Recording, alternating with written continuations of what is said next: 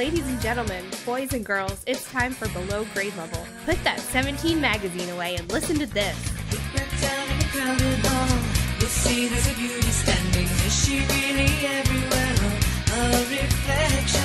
One always calls out to you. The other shy and quiet. Could there be two different girls who look the same? At Sweet Valley, Sweet Valley.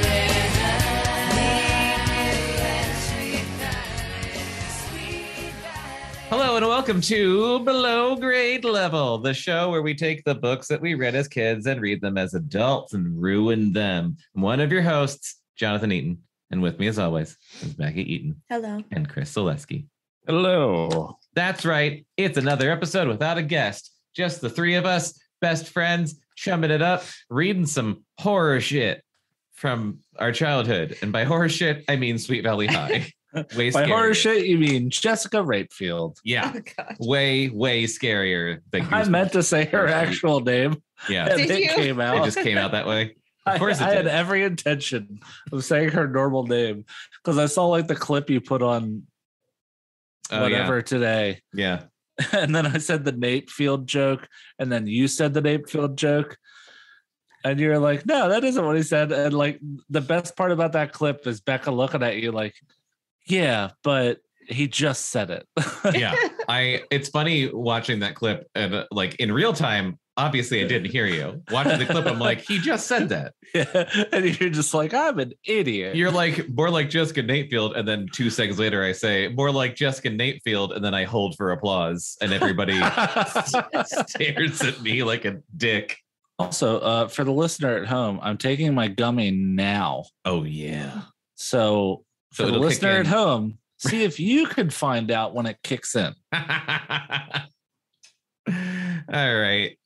Well, if you are joining us, we are in the middle of reading Sweet Valley High number 3, Playing with Fire. So far, I'm not going to read this whole thing, but from the best of my memory, we've got Jessica and Elizabeth Wakefield. They went to a dance. Jessica had to go with Winston Egbert, as per what happened at the end of the last book. What was the band at the dance? The droids. And the droids are getting like signed, and they're gonna be like a real band. But basically the whole thing is like Jessica has a hard-on for Bruce Patman. Bruce Patman is like the Richie Rich piece of shit. Like, I can get away with anything because my daddy's a judge type guy. He has And- McDonald's in his house. There's Yeah. a dog with a dollar sign over his eye. And she's got, like eyes for him and literally nothing else. So she's just doing that thing where she's like, everything's fine. And there's nothing horrible about him, even though he's molesting me openly all the time and like pushing things way too hard. What actor can you think of that he would look like to where if you were Jessica Wakefield, that he just was so gorgeous, you would just see past all this stuff? So like what actor for you would you be blinded to all the badness? I would be hot enough to treat me abusively. Yeah. And I'd be okay with it. See, okay. I thought you were going to say, what actor do you think could pull off like that I'm handsome but also rapey thing? And my mind immediately went to Armie Hammer. He's an attractive man, but I don't think he's at that level. Yeah, he's attractive, but he's also probably a cannibal. But what I'm saying is, like, for you, Yeah. who would you not be able to see past their looks? Yeah. It's a good question. Anyone off the top of your head, Bekah? I don't know. I mean, the behavior problems have a huge effect Mm-hmm. to me. But also, I'm an adult person. Yeah. I'm not a fictional teenager. It's hard to say. Do you have an answer, Chris? while Maybe we Henry think? Cavill. Henry yeah, Cavill's like the better That's version of Armie That's Hammer. exactly what I was gonna say. Henry Cavill. Because I feel like he could be smarmy. Yeah. Like he's, when he's in The Witcher, Mhm. he's pretty fucking gruff and emotionless and not remotely like Bruce Patman, but I feel like you can forgive a lot of flaws. Yeah. Like I just feel like his just actual like just presence Like if he was in the room, you would just feel him in the room. And I just feel like he could say terrible things to me and I'd forgive him. I see. Yeah, this is showing my age because this actor is, I think, technically old now. But like, think about it, like 25 years ago. But Clive Owen, like he could get away with being a real dick, but you're like, man, you're handsome. I could see that. I was never really into Clive Owen. I don't know why. I think You've got eyes, don't you? He's a guy that guys have crushes on. I don't really know why specifically, but I don't think women like him. I think only guys like him. All of his features are very round. Very round. He's got a potato nose, yeah. Now, I mean, James Spader. No. James Spader. Well, again, when he was James Spader 30 years ago, like just the James sheer Spader 40 years ago when he was in Pretty in Pink or whatever. Unrelenting force of his charisma would leave you helpless. Let me look up a picture of young James. Look Spader. up James. Was it Pretty in Pink that he was in, or 16 Candles? Which one? Not 16 Candles. Pretty in Pink. Look up James Spader. Pretty in Pink. He's very handsome. Look up James Spader's Stargate. I'm already looking at Pretty in Pink. This is great radio. Yeah, it's super good. I'm not into it at all. You guys can also. Well, the hair is 80s. Well, no, he looks kind of like Donald Sutherland. James Spader. None of it has to do with his looks. He's got a lady. It has face. everything to do with his just lady hair, force of personality. He looks like a lady. I don't know.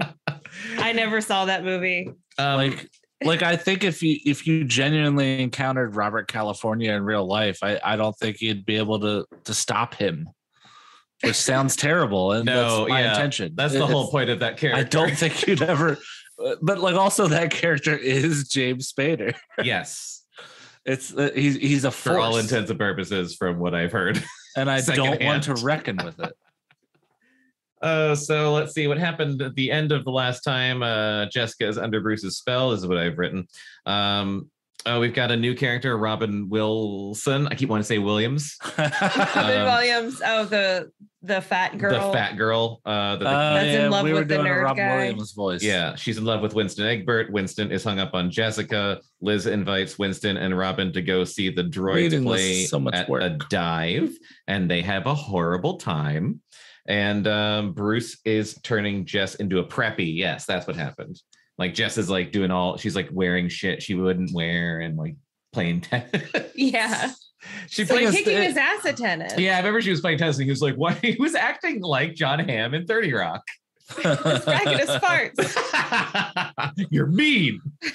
So me and John played switch tennis the other day and we both hurt ourselves, but I was really good at it. I hurt my shoulder a lot, but I won. You did win. I won bowling. You did win bowling. I also imagine John Hamm in person would be like the room couldn't contain him. Mm-hmm. But I think John Hamm. Stop burping. Sorry, I'll stop burping. Well, John Hamm even more so with his actual personality, not like the Don Draper of it. That's what I'm saying. John Hamm actual personality. He's very funny. Very, yeah. I think he would like make you laugh so much that you'd be like, he can do anything. Yeah, just put it in me. Chapter 8. I'm a ham sexual. I thought you were gonna say I'm a ham sandwich. No. He wants to be in a That's ham what sandwich. I was gonna say that's what John Hamm calls it when he has a threesome. A ham sandwich. John Hams? The universe wouldn't be able to handle John Hamm. John Hamm is in the middle. It would be a real hamful. Jesus fucking Christ. This is the clip right here, isn't it? Nothing to do with what we're reading. Like straight out of the gate. So the first 5 minutes of the episode, this is what I put on social media. Chapter 8. Eyes and ears. Oh, it's the column that Elizabeth writes. The halls are buzzing. I remember the news of a hot and heavy thing going on between Lila F. and a certain blonde football player. Chalk up one more for Lila. Jesus Christ. That bitch really gets around. 3 cheers for Lois W. John P. showed up at her party. Guess sometimes dreams do come true. What the fuck is this? It's like a gossip column about teenagers. Oh my God. Which no high school would allow. Right. Yeah. If you tried to write that, they would suspend you. Bill C's found another surf bunny. Gross. Bill C's found another surf bunny. Enid R's packing up her suitcases for another weekend visit with GW. Guys, remember who that guy is? Yeah. Like her was rehab friend. Yeah, that was her benzo buddy. Benzo buddy. Fourth in a row, but who's counting? I am, because she's my best friend. Kara W. has her eyes on a basketball playing senior. Maybe she can get him interested in something besides dribbling, unless it's her tits. Oh, that's what you do to tits, right? Dribble, bounce them off. I always thought it was like a punching bag. I was engaged once. Danger. It didn't end because of my punching bag theory. Danger. Tony J's now on the roads. Pedestrians beware. This is so uninteresting. That's terrible fucking writing. Yeah. Elizabeth, I expected better with you. Elizabeth sighed with despair after giving her latest column for the Oracle a final read. Boy, I suck, she thought. It seemed to her that it lacked its usual punch. No shit. Had her writing gone stale? She wondered. No, it's the children who are wrong. The breezy copy was as fast-paced and readable as always, like Ernest Hemingway. There were plenty of tidbits on all the leading couples in school, all but one, and that, she realized, was where the trouble lay. Elizabeth had left out the most talked about duo in school, Jessica and Bruce. Not that there had been anything to write about, she admitted grudgingly to herself. In the 2 weeks they had been dating, the two had been nearly inseparable around campus, sharing lunches and study periods, frequently cutting classes to sneak some loving moments in the alley behind the school cafeteria. Jessica devotedly went to every single one of Bruce's tennis practices, watching his every shot with adoring eyes. And knowing she was better at it than him. She even ran after his tennis balls. She even ran after his tennis balls. Is she catching them in her mouth like a dog? Duty. Yeah, she is. Oh boy, yeah. She spent almost every night with him as well. What? And when she didn't, she kept a vigil by the phone just in case he had a sudden change in plans. During dinner the night before, Jessica had given everyone a replay of a practice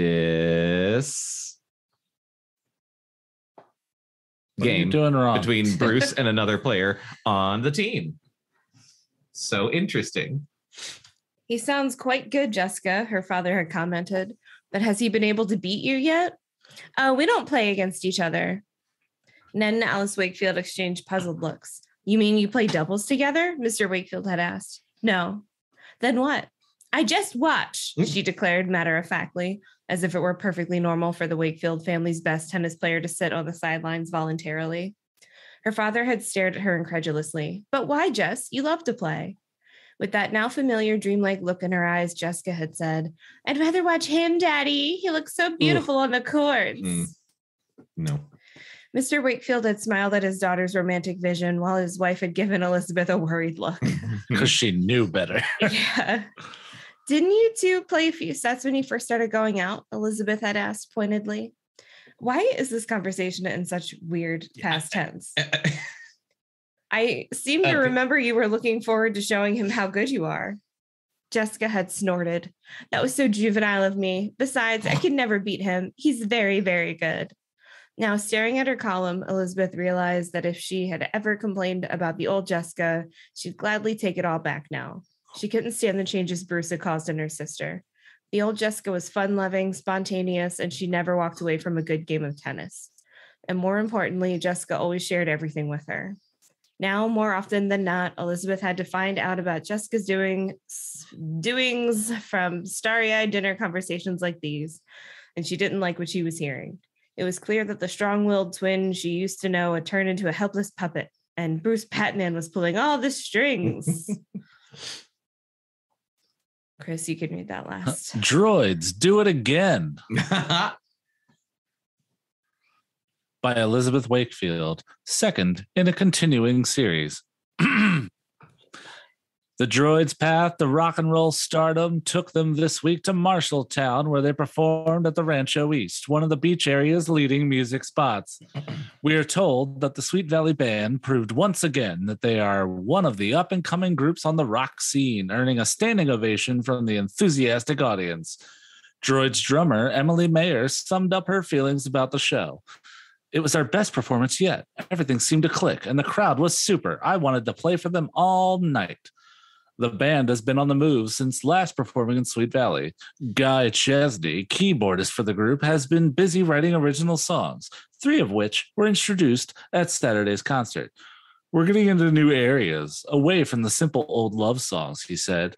Topics like alienation and loneliness. They may sound like downers, but the messages are uplifting. And of course, there's still the famous Droids. And of course, there's still the famous Droids beat that Sweet Valleyites know us for. That was a very hard sentence to get through. Oh my God. Sweet Valleyans. Tony Conover. Tony Conover, the Droids' new manager, plans to continue showcasing the group at clubs around the state. Next week, the band returns to Sand Pines, where they made their impressive debut 2 weeks ago. Pretty good write-up, don't you think? Guy handed the paper to Max for his inspection. If you like fiction, Max rolled up the paper and whacked Guy with it. You're like beginning to believe your own notices. That's bad, man. What? Yeah, what about that standing ovation business? Emily came down from behind her drums and joined the boys as they seated themselves around an old table. The place was half empty, and Liz wasn't even there, so she had to get the information from somebody. Wonder who? She looked directly at Guy, who couldn't meet her eyes. It's not hurting us, right? Guy defended his action. What's wrong with letting everyone in school think we're really making it? Nothing, except it's not true, Dan said. Max lit up a cigarette like a badass. Yeah. 2 gigs and dives like those don't qualify as success in my book. When's Tony gonna get us some real dates? I thought you didn't care, Emily said. Max just shrugged like a cool guy. Did someone mention Tony? Dana came running down the stairs and took a seat with the others. Sorry, I'm late, but I was on the phone with Tony for a long time. He's in LA trying to line us up at more clubs. She smiled. He says he's getting lots of positive feedback. Isn't that great? Fantastic, Emily cried. Where are we playing next? He says he'll get back to me in a day or 2. Dana looked at the others. We ready to get started? Yeah, sure. Suddenly glum, Guy pulled back his chair and walked slowly to his synthesizer. As a guy named Guy is wont to do. A sudden change in mood was apparent to Emily. Are you okay, Guy? She asked, realizing he might be reading something hurtful into Dana's conversation with Tony. He turned instead to Dana and asked, Why did Tony call you? I thought we agreed I was the one he'd be dealing with. I miss Tony. Maybe your line was busy, Max said sarcastically, blowing smoke out of his nose like a cool guy. I don't know why he called me, Dana answered. But it doesn't really matter, does it, Guy? The frizzy-haired musician switched on his instrument and didn't say another word. Fuck. Chapter 9. Jessica arrived at school the following Friday wearing her cheerleading uniform. The football team was playing rival Dallas Heights High School that evening, and the whole school is getting ready for the action. Are they from Dallas, or is there a place in California called Dallas Heights? That's a really far long distance. Yeah. Although she'd missed practice for the past 3 weeks, Jessica was as up for the game as the rest of the squad and couldn't wait for the morning special assembly to rally team spirit. There'd been some talk that like in the 13 colonies that they used up all the names. So as the US spread further west, they kept using the same they just started repeating names. So it's like they already had Dallas, Texas, and then they had a new town in California, and they're just like, well, this one's Dallas too. Yeah. I mean, cars aren't invented yet, so we'll never meet someone from Dallas, Texas. Yeah. Same thing like how there's a Berlin, Maryland. Yeah. And a Hollywood, Florida. There's a Hollywood, Maryland, too. There'd been some talk of kicking her off the squad for missing so many practices, but Jessica put her old charm to work and wheedled herself back into everybody's good graces. With the entire school planning to attend the home game, this was one event she didn't want to miss. She ran through the hallway to the locker area to find Bruce, who'd been unable to take her to school that morning because his Porsche was in the shop for repairs. Finding him rummaging through his open locker, she put her hands over his eyes and whispered, "Guess who?" "I'd know those beautiful hands anywhere. Must be my pretty little princess." Gross. Ew. "I should have known I couldn't fool you," Jessica said, giggling. Bruce turned around, ready to give her a good morning hug, but he stopped when he saw what she was wearing. Jessica grew puzzled at the change in his expression. "What's the matter, honey?" she asked. Bruce's scowl grew deeper. "What's the idea of that outfit?" "What? You haven't gone blind all of a sudden, have you?" she teased. "It's my cheerleading outfit. I just had it cleaned. Doesn't it look nice? I want to look my best for the assembly and tonight's game." As soon as the words were out, Jessica realized she'd said something wrong. "What's the matter, Bruce? Oh. Haven't you ever seen a cheerleader before?" Oh, Jessica. Oh, Jesus. I forget Bruce's voice. Smarm. Oh. "Who said you were going to the football game?" Jessica looked at him disbelievingly. "It's the biggest game of the year. Of course I'm going." "How come you didn't mention this to me?" Jessica couldn't understand why Bruce was getting angry with her. Neither could I. Yeah. I didn't think it was necessary, honey. I mean, you know I'm on the squad, so I just assumed you knew I'd be there. "Never assume anything with me, babe." Bruce's tone was harsh, unsympathetic. "I thought the two of us would take a drive down to the beach tonight." "But what about the game? Football bores me." More than if you know what's right for us, you'll find a way to miss this game. What? He put his hands firmly on her shoulders. "Tell me, baby, who'd you rather be with? Me or a bunch of chicks with fat thighs and short skirts?" Jessica hated the hard Definitely look the she chicks. saw All right. in Bruce's eyes. Hesitating a moment, she ran her fingers nervously through her hair. "Well, if you put it that way."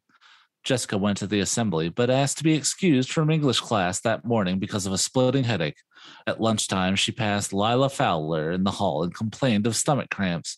By last period, she was crying uncontrollably to Kara Walker. She was feeling so awful, she said. She just didn't see how she was going to be able to make it to the game. By 7 o'clock, however, she'd made a miraculous recovery. She was dressed and ready to go, and Bruce picked her up for the beach. Come on, Jessica. Meanwhile, a few days later, Kara barged into the newspaper office, ignoring the meeting in progress between Elizabeth and Mr. Collins, the faculty advisor for the paper, and an absolute dreamboat. Walked right up between the two. "Your sister is mad," she announced. Elizabeth looked helplessly at the faculty advisor, who nodded as he rose and left the two girls alone. Elizabeth offered Kara a seat, but she declined. I just like to think he's like, "I'm not getting on the wrong side of Jessica. I know nothing about this. I know enough to bone out." "Who's she mad at?" Elizabeth asked. "Not mad, angry. Mad in the head. Mad in the head." Who says that? "Not mad, angry. Mad in the head. Do you know what she just told me? She's quitting the cheerleading squad." Elizabeth was truly startled by the news. "She didn't say anything about it to me. Did she tell you why?" "She says she's tired of it." Kara shrugged. "Maybe she is. She sure has missed a lot of practices lately. But if you ask me, I think Bruce made her quit. Or she quit to stay on his good side," Elizabeth thought aloud. He really think Jessica's playing with fire. Uh-oh. "He broke a date with her this week, and I thought she'd go out of her mind. Mad." "Oh, Liz, what are we going to do about her? We've got to get her away from that boy." "You're still not interested in him, are you?" Kara rolled her eyes. "Liz, I've been down that road. Once is enough. I like my independence too much. Also, tiny dick." Plus, his last 4 girlfriends were committed. Mm-hmm. They all disappeared. "So he tried to control you just like he's doing with Jessica?" "From what I can see, yes. I hardly ever spend time with her these days, though. That girl hasn't been herself since he came on the scene. She surrendered to him, body and soul. And for what? I've heard Bruce hardly spends a dime on her, and he never takes her anywhere except the beach. That's not true. Elizabeth emphatically denied the accusation, although she had no way of disproving it. And I don't know why she was suddenly jumping to Jessica's side. I mean, blood is thicker in water than all, but come on. Blood is thicker than water and easier to drown in. Jessica wouldn't waste 5 minutes with someone who didn't want to show her a good time. Kara. Kara arched an eyebrow. Do you smell what Kara's cooking? I didn't say anything about not having a good time. Wink, wink. All I'm saying is the girl is headed for trouble. Trouble. Big trouble. Sometime later. It was so nice of you to invite me over tonight, Jessica, Robin gushed. The two girls were in Jessica's room the following night, sitting at her vanity, an array of blushes, lipsticks, and eyeshadows lined up in front of them. When you reminded me of the makeup lesson I promised you, I couldn't say no, Jessica told her, failing to add that Bruce had broken their date that night because of family obligations. Jessica pulled Robin's hair back from her face. Despite herself, she admired the girl's clear complexion and fine bone structure. And this is a sentence that 5 people highlighted. If Robin lost some weight, she might not be bad looking, Jessica realized. For 5 whole people. For a moment, she groped for a tactful way of expressing her observation to Robin, then decided to let it pass. A shocking amount of maturity shown by Jessica right there. Good restraint, Jessica. I was surprised you still wanted to do it, Robin was saying. I mean, with all the time you've been spending with Bruce lately. We can't be together all the time. I told Bruce I simply couldn't abandon my friends. Besides, I owe this to you for helping me with my history. Oh, that was no problem. And if you need more help with anything, just let me know. I'll keep that in mind, Jessica said. She finished dabbing autumn smoke eyeshadow on Robin's lips. What do you think? Nice, Robin murmured. Her eyes, however, were locked on the tiny teddy bear with the Pi Beta Alpha t-shirt sitting on the edge of the vanity. Impulsively, she picked it up. He's cute. Does he have a name? Bartholomew. Robin sighed. I wish I had one. Jessica shrugged. It's just a teddy. No, it's a PBA teddy. I'd love to be in the sorority. What do you have to do to join? I can't remember them talking about a sorority before, did they? Yeah, Jessica's in a high school sorority. Oh, okay. We have a whole group-wide conniption fit that they have. we have a group-wide conniption fit every time it's mentioned because they're in high school. Jessica stared hard at Robin's reflection in the mirror. The girl can't seriously believe anyone would want a butterball like her as a sorority sister, Jessica thought. God. Jesus fucking Christ. Oh, boy. Sorry, Robin. Membership's closed for the year. Unkind. It really told is. Her. Really? That's not what Lila Fowler said. I overheard her at lunch the other day rating potential pledges. It's Robin. It's Robin Wilson. Well, this is Robin Wilson talking right now? Yeah. Okay. Robin Williams. Just trying to nudge him in the right direction. I appreciate your direction.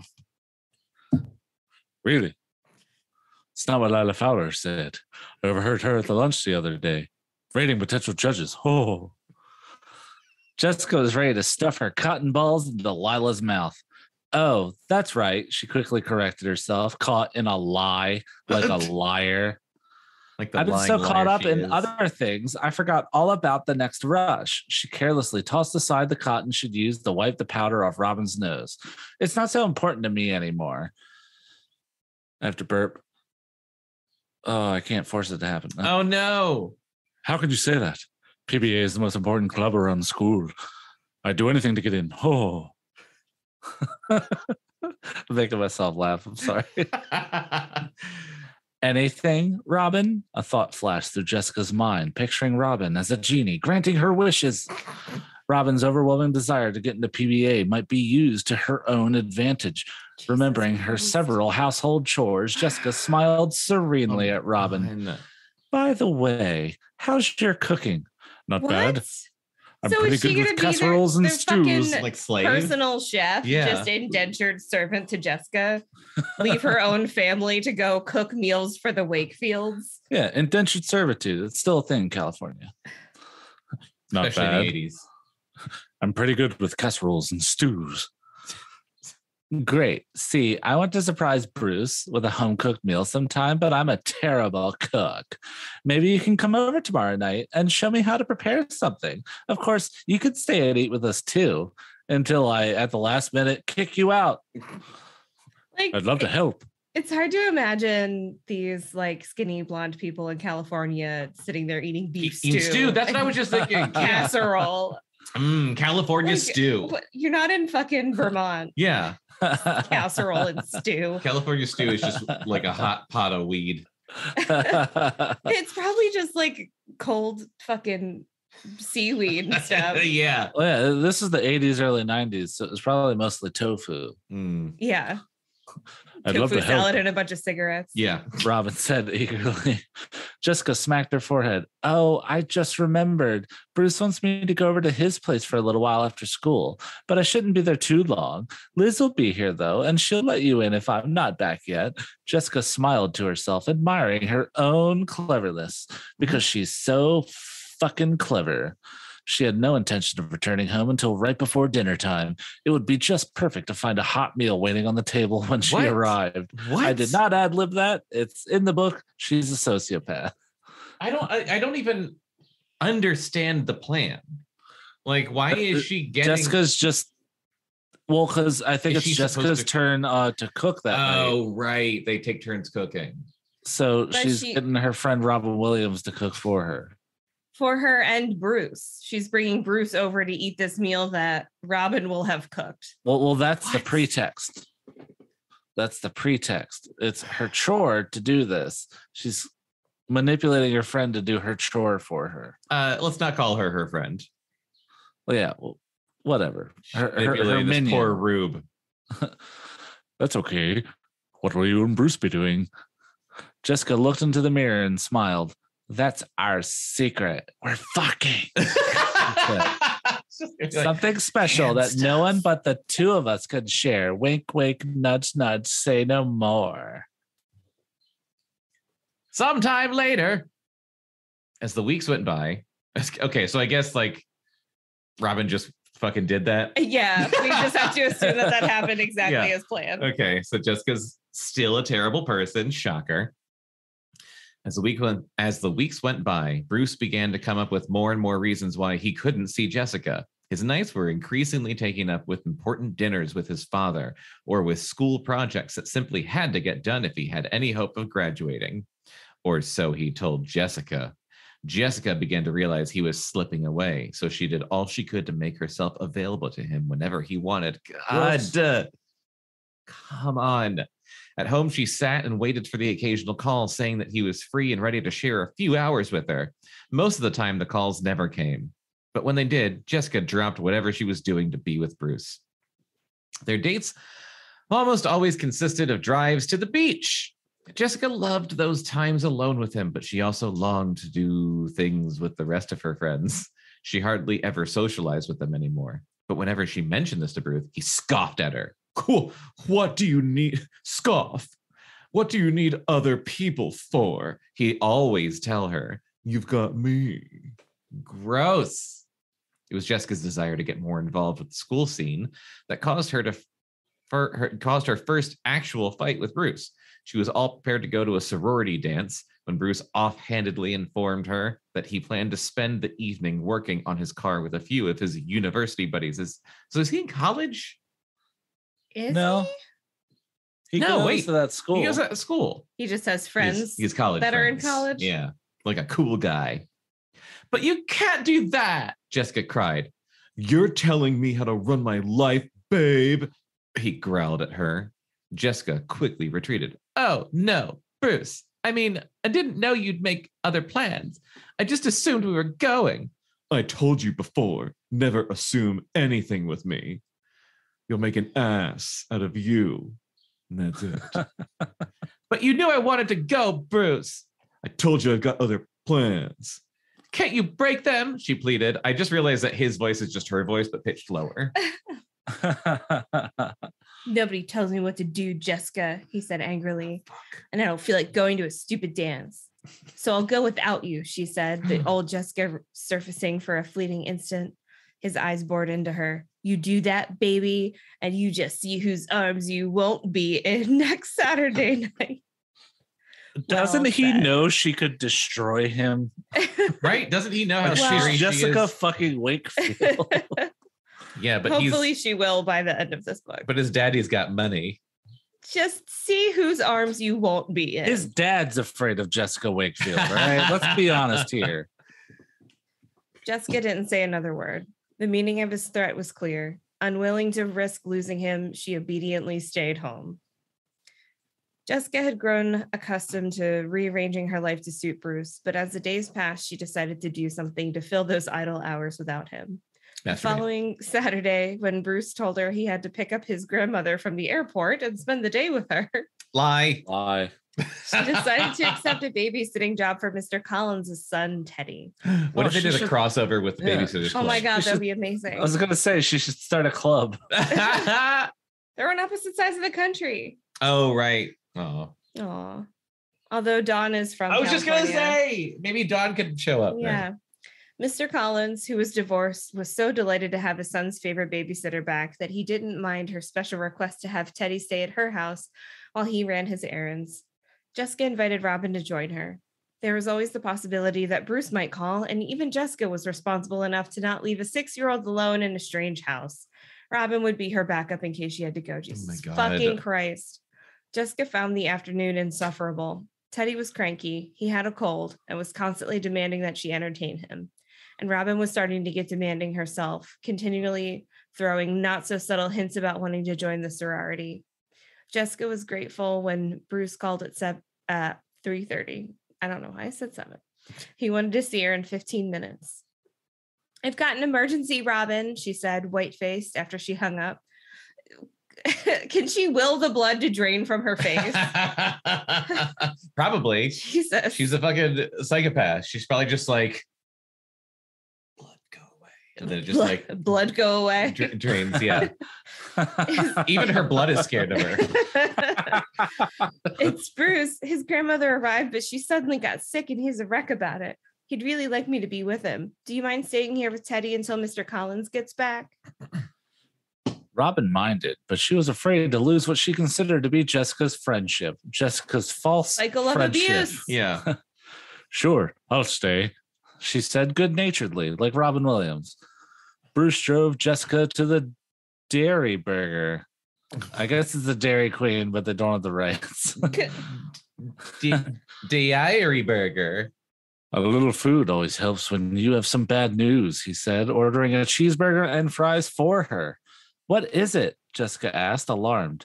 It must be about his grandmother, she thought, but Bruce never mentioned his grandmother. Instead, he looked at her sheepishly. It's about tomorrow. I'm going to have to cancel our date. I'm afraid Dodd made plans without me telling me. He's throwing a cocktail party for some of his major clients, and he's ordered me to be there and play the obedient son. Bruce made it sound like a fate worse than death. He kissed her forehead lightly. Gross smooch. I'd rather spend the day with you, but when Dodd calls, there's no denying him. Having looked forward to the picnic she'd planned, Jessica was disappointed. She sincerely felt the day alone with him up in the secluded forest land was just what was needed to give their relationship new life. Forest land? But she also saw a way to salvage the day for the two of them. Tomorrow doesn't have to be a drag for you, she hinted. What do you mean? You wouldn't be bored if I was there with you, Jessica said, slipping her arms around his waist. Bruce pushed her aside. Gross! No, baby, he hedged uncomfortably. You wouldn't, excuse me, you wouldn't enjoy it. Why not? She asked. The more she thought about it, the more she liked it. I'd love to go to one of your father's parties. Tomorrow's not the right time, Bruce said, turning away. Why not? Your dad said I was always welcome at your house. Jessica could hear herself pleading, and she hated herself for it, but she was so desperate to be with him. I said no, Jessica. Bruce insisted angrily. Forget it. Yeah, just read this. All right, I guess I can do this in the next one, right? Yeah. Please don't be mad at me, Bruce. Jessica begged in a soft little girl voice. Oh, no. I just want to be with you. Don't you understand that? Tears were brimming just behind her eyelids. Sure, baby, sure, he said. I want to be with you, too. Slowly, he lowered his lips until they rested firmly on hers. But he didn't kiss her. He just rested them on her lips. He's just talking into her mouth now. Yeah, he's like, tomorrow may not maybe up, but in the meantime, he breathed, stroking her hair. There's still the rest of today. Yuck. Chris didn't even react to that. I was looking at my phone. I'm sorry. I did some gross mouth stuff. Oh. Chapter 10. When I'm looking at something else, I can't hear. I was just going to say, you still have headphones on. Elizabeth ran into the newspaper office a few days later, grabbed a copy of the latest oracle from the stacks that covered the 2 front tables. It always excited her to see the newspaper as soon as it came in. Ooh, hot! The newspaper that she wrote all of? Yeah, I know. It sounds like she writes every article. Finding an empty seat in the busy office, she sat down and began to skim the front page, but she couldn't resist the temptation to look over her own eyes and ears column first. Her mouth dropped open in shock, however, after she turned the page and spotted an item she had never written. The words jumped out at her as if they were printed in red ink or blood. And of course, our heartiest congrats to Sweet Valley's own Bruce Patman, who took first prize in last Sunday's Sun Desert Road Rally. What? He fucking lied. Elizabeth was distraught. It was infuriating that someone had tampered with her column, but she was more upset by the item itself. She was positive Jessica had told her that Bruce had spent that day with his parents. Either somebody was playing a joke on Bruce or he had lied to Jessica. I think it was the second part. She had to find out the truth. She asked around, but no one in the office at the time knew anything about the item.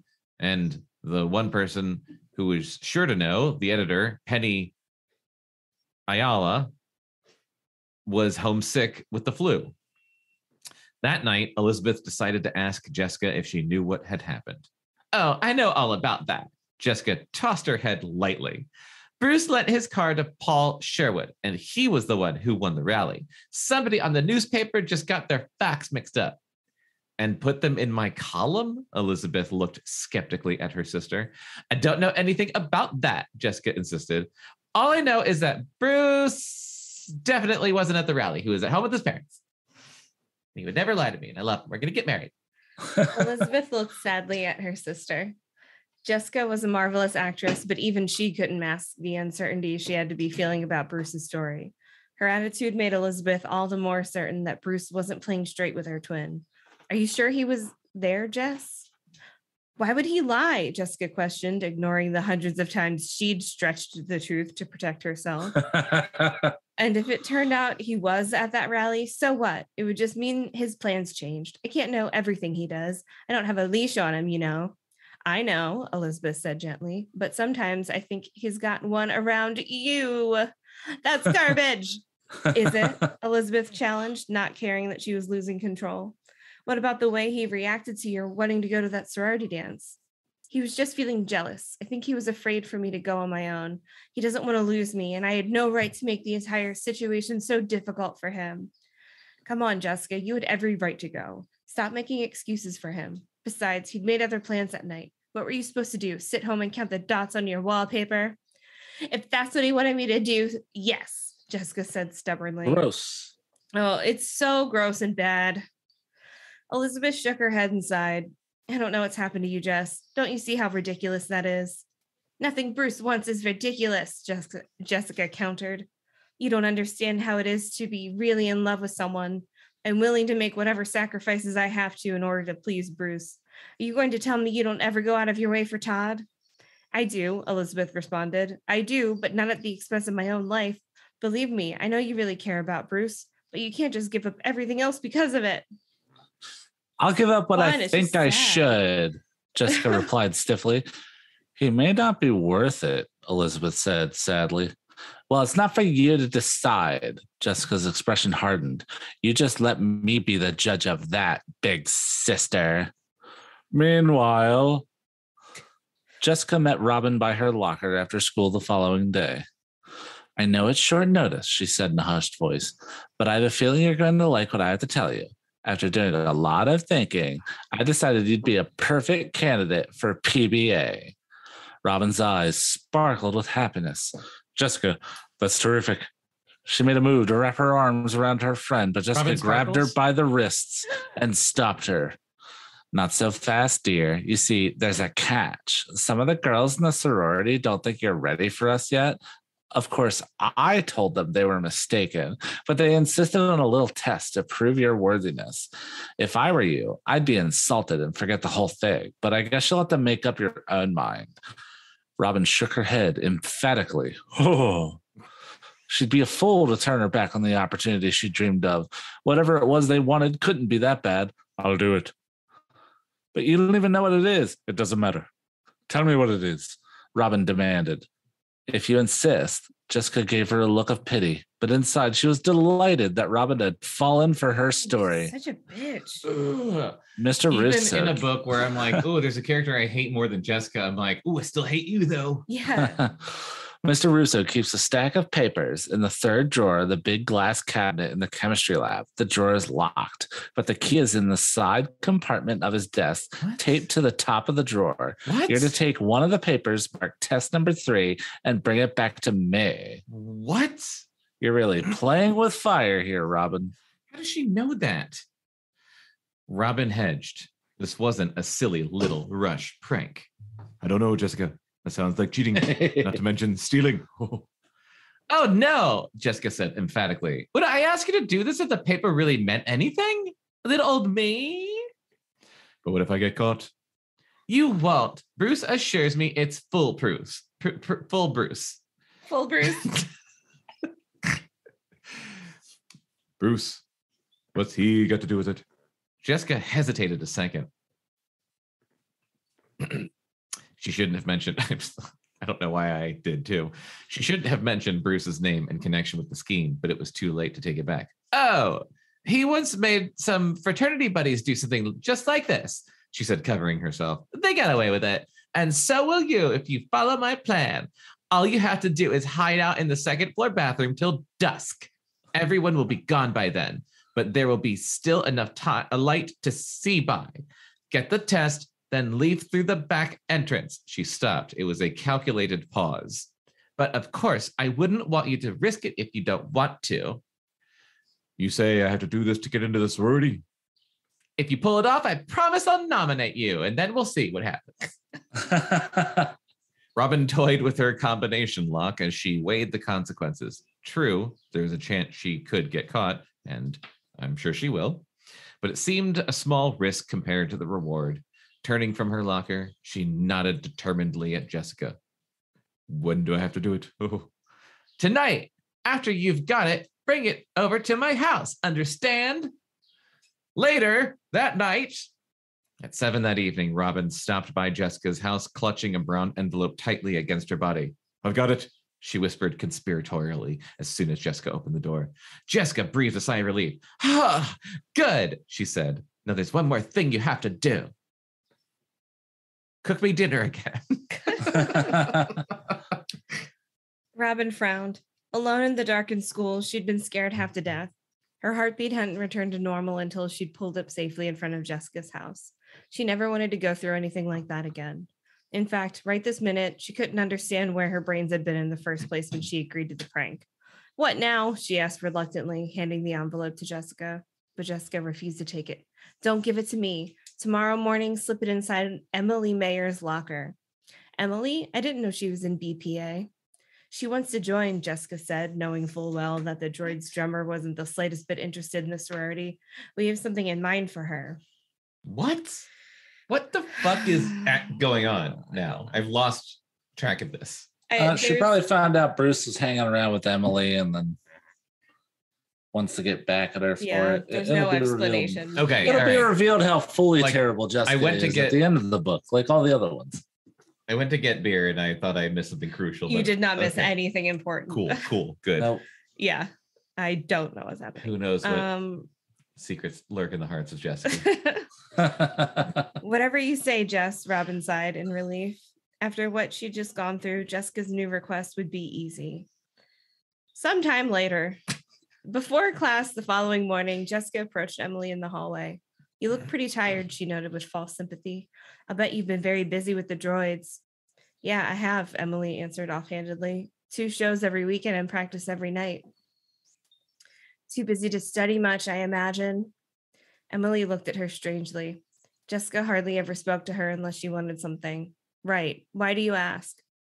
Are you ready for the big test tomorrow morning? Emily hesitated before answering. The droid's practice schedule had taken up so much of her time that she had no chance to study. But that morning she discovered an envelope containing the test in her locker. Had Jessica put it there? I don't know, she hedged. There's so much to study. So much hedging going on in this book. A lot of hedging. You're a good person, Emily. And Look at and I'd hate to see you go nuts over the books when you don't have to. It doesn't matter. Yours is better. I'm touched by your concern, Emily said stiffly. I know, Jessica, I like this little face off. Mm-hmm. Jessica, pleased with Emily's responses so far, decided to get right to the point. I know you have tomorrow's test because you put it in my locker, right? I don't have the faintest idea where you got it, Jessica lied, but I saw you looking at it this morning with my very own eyes. What makes you think I'm going to use it? Emily challenged her. Why wouldn't you, Emily? You flunked the last test, and I'm sure you'd much rather practice with the band tonight than cram in 8 chapters of that junk. Face it, Emily, the test is a godsend. You're talking about cheating, Jessica. Maybe you'd call it that. I'd call it your golden opportunity. Come on, Emily. Do you really want to see the look on your parents' face when you come home with another F, especially when you don't have to? Emily's eyes narrowed. What's in it for you, Jessica? Not much, just a passing grade. See, Russo would know something was wrong if I aced this test all of a sudden, but he wouldn't question A from you. And all you have to do to get an A is to figure out the answers to the test. That shouldn't be hard for a brain like you. And you plan to copy the answers off my paper, Emily finished. Not all of them, Jessica corrected her. Just enough to pass. What? Why doesn't she just memorize half the answers? She already This is so convoluted. got someone to steal the test for her. What the fuck? She's like, she can't even be bothered to memorize like 5 test answers. Yeah. Yep. She has to make someone else write them down so then she can just copy them. She has to make someone else steal the test for her and then blackmail another person, another third party. Yeah. To do. Oh my God. Well, it's not as exciting if she just does it herself. She gets off on this shit. I was just going to say, she'll never get off that way. And what if I decide not to use the test? You can't afford not to use it, she threatened. I know a certain teacher who'd be pretty upset if he knew you had the exam in your hands. You wouldn't want him to find out, would you? If I was Emily, I would fucking absolutely spite flunk this shit. Yeah. I would just I would burn that paper and I would just fail the test. And I'd be like, fuck you. Fuck you, like Jessica. Jessica's had a reign of terror long enough. Yeah. I'd be like, you're going down with me, you bitch. She's a genuinely horrible person. She really is. Several days later, Elizabeth pulled her mother's red Fiat Spider up to Max Dillon's house after school. As part of her continuing series on the droids, she planned to get a behind-the-scenes look at how they prepared for their concerts. Max let her in and led her to one of 2 beat-up couches leaning against the back wall of the basement. The rest of the group were busy tuning their instruments. Oh, I love that sound. We're just getting ready to start, he explained. Elizabeth shook her head. Go on with what you're doing and try to pretend I'm not here. I'll save my questions for after you're done. She sat down and reached into her shoulder bag for her little spiral notebook. Max shrugged nonchalantly, like a fucking cool guy. Fine with me. So cool. I don't fucking care. Fine. The basement, set up like a mini studio, was hardly the wild place Elizabeth had heard so much about. No mattresses on the floor for fucking, no smoke choking up the room. Just the band instruments, a couch, a table, and a couple of chairs. Plenty of posters and a tiny refrigerator in the corner. For sodas. For sodas. You could put 6 packs of soda in there. It's my favorite line from that movie. What movie? The Tommy Boy. Oh. I remember. Yeah. Elizabeth noted all of this in her book as she listened to the overpowering sound of the band. The droids really did act as if Elizabeth weren't there. Midway through the second song, Guy walked away from his synthesizer in a huff, angry over the way Dana was singing. Dana couldn't see what he was upset about, and the two of them got into a shouting match that lasted 5 minutes. Is this whole podcast going to have that bird in it? Am I only just now noticing that bird? I noticed it a little bit ago. Oh my God, this is going to be annoying as shit. Power through. There are multiple birds. All right. Sorry, everyone. This whole podcast, all I've been thinking about the whole time is how there's mold on our wall.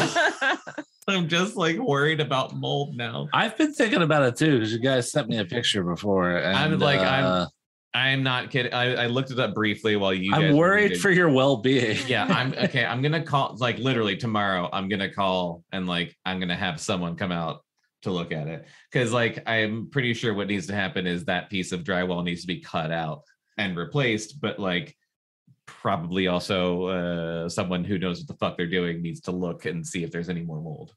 Yeah, I bet fire's involved. Fire? Yeah, just burn down that part of the house, get rid of it all. Yeah, breathe in the mold smoke. Well, no, the smoke rises. You have to duck down while that's happening. Duck down under the mold. Duck down under the mold smoke. Yeah. Rookie mistake. Max seemed to find the spat amusing, like a cool guy, and every now and then he'd interject a remark that got the fireworks going all over again. What a dick. For the rest of the set, Max played his guitar as if he couldn't care less, like a cool guy. And while it seemed fine to Elizabeth, she could tell there was something missing in his spirit. The lure of fame's getting to them. Mm-hmm. During the rest of the hour-long session, the tight expression on Guy's face revealed his unhappiness with the band's sound. He made no further interruptions, though. After their signature song, Looking Through the Lies. I want to listen to that song. He called for a break, and then and the tired fivesome came down off the platform, taking seats around Elizabeth. I want to know how Looking Through the Lies goes. It's gonna be very emo. Through the lies. Well, no, because you have to think. It sounds like Blinded by the Light. It's late 80s, early 90s. So it's probably very dreamy sounding. A lot of sense. Looking through the lies. Looking through the lights. Chris, your video's frozen. It's frozen on you, stroking your beard with your eyes closed. All I see is this. He's looking through the lies. That's you have to look inward to look through the lies. Oh, that's how the song goes. You have to look inward to look through the lies. It's beautiful. Bom, bom, bom, bom, bom. Looking through the lies. Looking through the lies, you have to look inward first.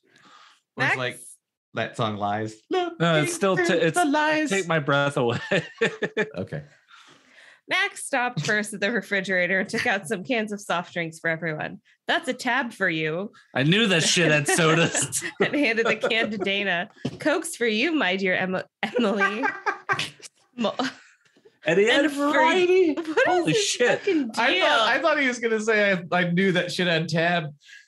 And there was tab in that fridge. Coke's for you, my dear Emily. And for you, Danny boy. He handed them to his playing partners. And an orange soda for you, my man. Max thrust the can into Guy's hand. What can I get you, Liz? A root beer if you have it. I see you've got everyone's taste covered here. Yeah, that's a lot of variety. It is a lot of soda. It's just the one soda from each type of soda pack. Yeah. Well, I mean, they're all rich. Who's Danny? I didn't know there was a Danny. How many people are in this band? It said 5.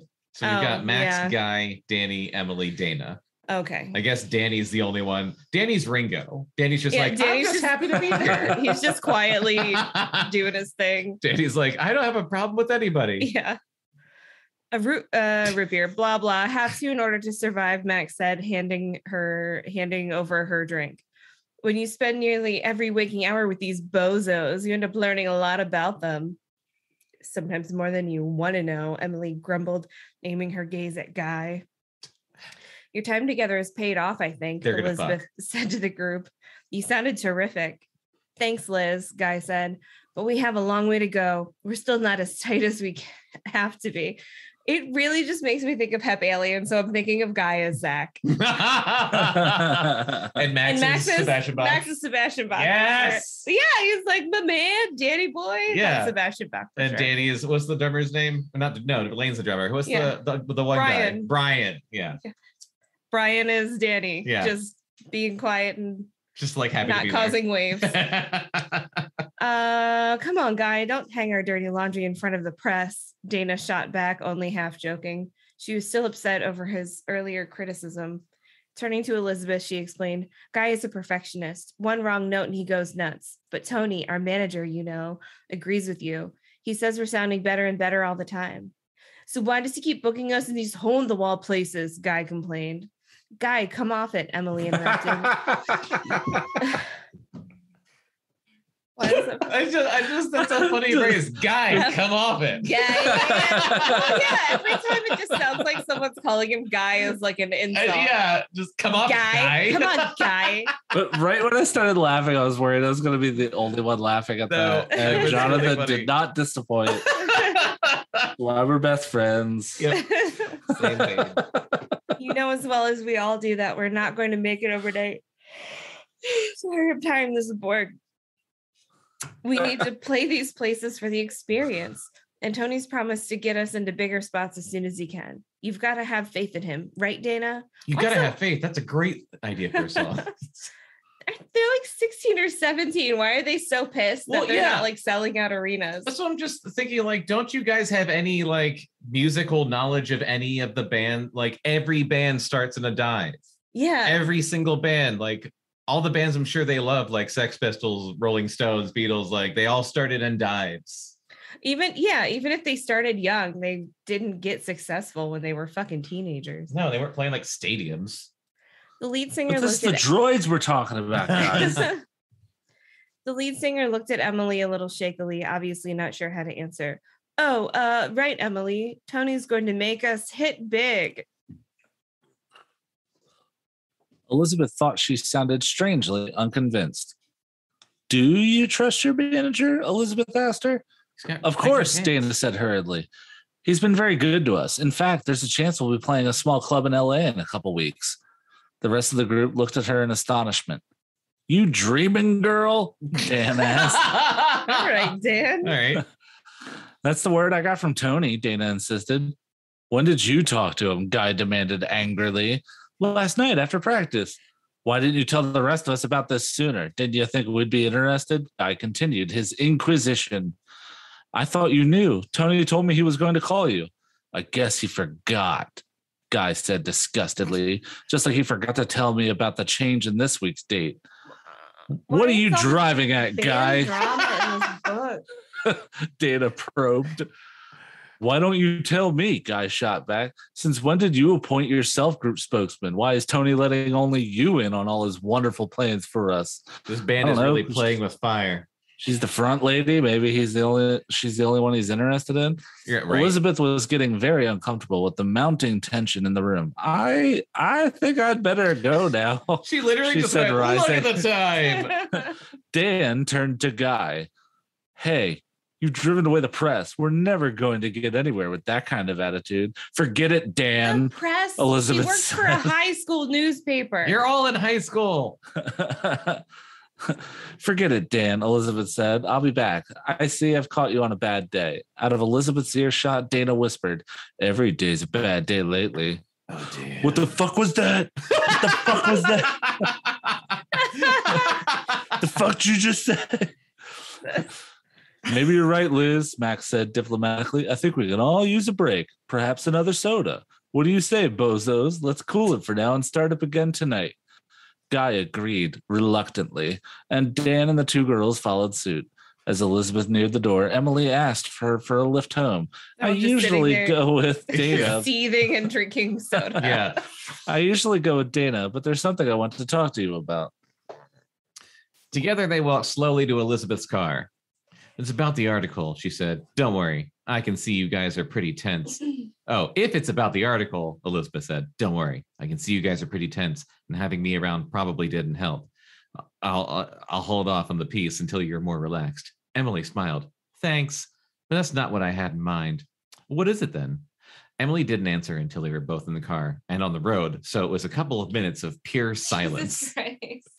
Alone with Elizabeth, she was suddenly unsure whether she wanted to bring up the subject at all. But the longer she sat silent, the more the need to talk rose up inside her, like vomit. Finally, about 2 blocks from her house, she burst out, Liz, have you ever felt really dishonest? Jesus Christ. Hasn't, Liz went, Jesus! Hasn't everyone at one point or another? I mean, have you ever gone through with anything that you knew from the very beginning wasn't good or right? Why do you ask? Emily bit her lip. I kind of cheated on Russo's test. No, boy. I know, Emily agreed. It's a big one. And I never would have done it if... Emily stopped herself. She had a powerful need to confess everything she didn't want to tell on Jessica, especially not to her sister, because that bitch is terrifying. Elizabeth misread her hesitation. You don't have to tell me. I can see the pressure you've been under with the droids and everything. That doesn't excuse what I did. I'm really ashamed of myself, Liz. I've never done anything like this before. Why are you telling me, Emily? I don't know. I guess because I trust you, Liz, and I don't know what to do. Oh, God, I thought you could help. Elizabeth tapped on the steering wheel as she chose her words. Well, I guess one thing you could do is tell Russo the truth. But boy, that'll take a lot of guts. I can't do that. Yeah, I don't blame you for feeling that way, but I bet you'll end up a lot happier about things if you can get the truth out. I know you well enough to know you couldn't live with something like that hanging over your head. But he'll flunk me. He'll be angry, but I don't think he'd flunk you just like that. Russo's tough, but he's a human being too. He might understand everything you've been going through lately and accept what made you cheat. You've got a good reputation at school, and he'll have a lot more sympathy for you if you tell him now than he will if you don't tell him and he finds out anyway. Emily quietly considered Elizabeth's words. Finally, as they pulled into the Mayfield's driveway, Emily turned to Elizabeth and gave her a trembling smile. Thanks, Liz. I'll think about what you said. Elizabeth watched her troubled friend disappear into the house and shook her head sympathetically. This is one problem I'm glad I don't have, she thought. It's going to be tough to settle. Very tough. That was boring. You Yeah, read that page. Yeah, read that. Oh, how much more are we reading? Well, let's see. What are we at? 79%. You know, we could probably just call it there. Yeah. Yeah. Ba, ba, ba, ba, ba.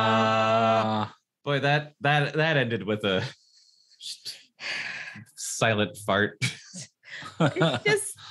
It's weird to have all this band drama in this book when they just haven't really been important characters up until now. Obviously, new characters are going to pop up, but I mean, I'm excited to learn more about the droids. Had to pad it somehow. I guess. This book really like front loaded the drama. It did. And then it's just been a lot of like, oh no. Oh shit. For a while. You know, my big takeaway from the book was... What's that? Hold on.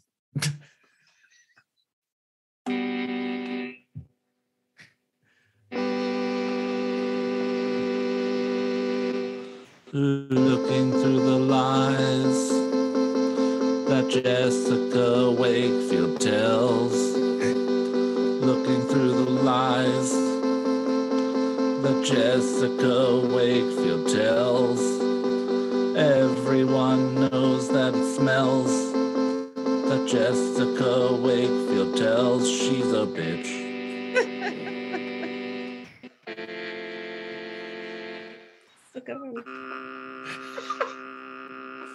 Thank you. Yay!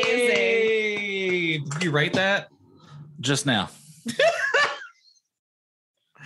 I loved it. I know it's hard to believe that I just came up with that off the top of my head, but you're as talented as the droids. I know, right? I hope Tony knows about you. Coming out with my droids cover band called The Hemorrhoids. Oh my God. Because it's all dudes. See, I thought you were gonna yeah, like the hemorrhoids, because it's dude droids. The hemorrhoids. I thought it was gonna be like lay robots. Like that was no, it's too fancy. It's too fancy. I mean, we're just a droids cover band. Okay, we're not trying to. All right. We're not trying to like get into the school newspaper here. Funny enough, all the other people in your band, your cover band, are all named Guy. Yeah. It's just me. It's Chris and the guys. Guy. It's you and the guys. That's why we're called the hemorrhoids. Jesus fucking Christ. Oh boy. Comedy gold. That's why you tuned into BGL. So that is a book. That's the book we're reading. It's hard to root for Jessica in this book because she's a fucking terrible person. Yeah. But it will be really satisfying whenever she finally, I'm assuming, humiliates Bruce in front of everybody. Yeah. I'm kind of glad that this is a book some young people could read, because it's just filled with the book constantly pointing out that what she's doing is bad. Is it though? She's doing bad stuff, but the book's not I mean, the actual protagonist of the series, Elizabeth, the whole time is saying I don't know about this guy. That Jessica's I love this guy, that he's terrible. And it's just, it's going to end with him still being terrible. Oh yeah. They're at least making clear that the abusive relationship part is bad. Yeah. They're not doing true. Anything They're to not say that the way she's Bruce. Treating Robin is bad. Right. Because it is. Or what she's doing to Emily is bad, which it is. Yeah, it could be worse. It could be like a story of Egbert's treating her very nicely, but he's terrible because he doesn't have money. Mm-hmm. Yeah. I'm gonna hold out my final thoughts until we're done. But my current feeling with Sweet Valley, it's not that I don't want to go back after we read this book. It's just that I want to take a protracted break from Sweet Valley, because it's a lot. It's a lot. And I keep thinking man, it's crazy. And then we read it. I'm like, oh, it's crazy. It's also really depressing. It's dark. Yeah. It's dark. It's depressing. It's hard to stick with. It's a bit tedious. Yeah. It's hard to stick with. It starts out crazy, and then by the time we're at this point in the book, I'm like, oh boy, I just want this to be done. Well, we've got a lot of good Christopher Pike books on a list that I can't wait to start reading. That is my thought as well. Do we have it on good authority that they're good, or are we just hoping? They sound good. I read descriptions of them, and based on the descriptions, I think they'll be pretty amazing. I'm on board. What else am I gonna do? Right. We're in our mid to late 30s. You're still in a pandemic. We're in the second half of our 30s.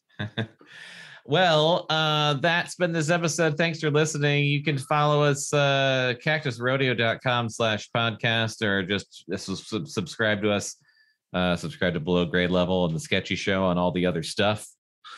If you don't know where to get us at this point, go fuck yourself. No, don't do that.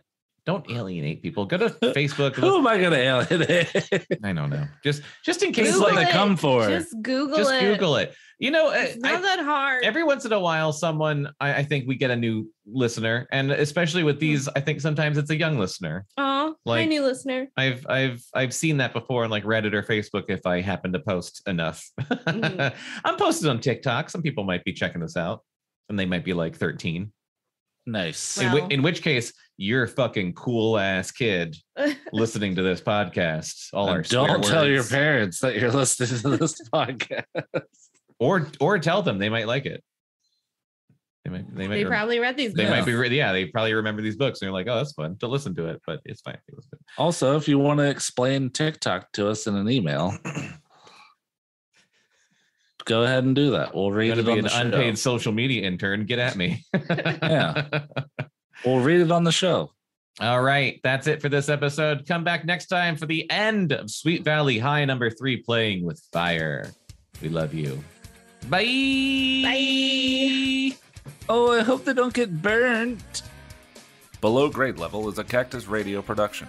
You can contact us at podcast@cactusrodeo.com. Subscribe and follow on iTunes, Stitcher, and Spotify, and follow Cactus Rodeo on Facebook, Instagram, and Twitter for more entertainment and updates. Look the same at Sweet Valley, Sweet Valley. Sweet Valley, Sweet Valley, Sweet Valley. Sweet Valley.